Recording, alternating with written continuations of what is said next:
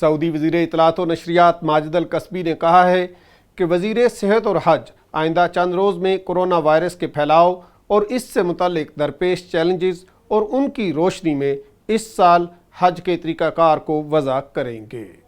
سبق الاخباریہ کے مطابق ماجد الکسبی نے اتوار کو پریس کانفرنس میں کہا کہ کرونا وائرس میں مسلسل تبدیلی، اس کے پھیلاؤ اور بہت سے ممالک میں کرونا ویکسین کی کمی کی وجہ سے اس سال حج کا طریقہ کار واضح نہیں ہو سکا ہے۔ انہوں نے کہا کہ اس سال حج کی حکمت عملی واضح نہ ہونے کے کئی اسباب ہیں، تاہم سب سے اہم کرونا وائرس میں مسلسل تبدیلی اور ویکسین کی کمی ہے۔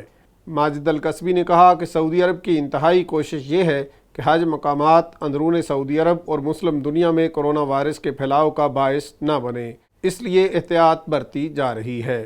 یاد رہے کہ جمعرات کو انڈونیشیا نے اعلان کیا تھا کہ کرونا وائرس کے باعث انڈونیشی عازمین اس سال حج پر نہیں بھیجے جائیں گے۔ گزشتہ برس بھی کرونا وائرس کے باعث محدود تعداد میں عازمین حج نے مخصوص SOPs کے ساتھ فریضہ حج ادا کیا تھا۔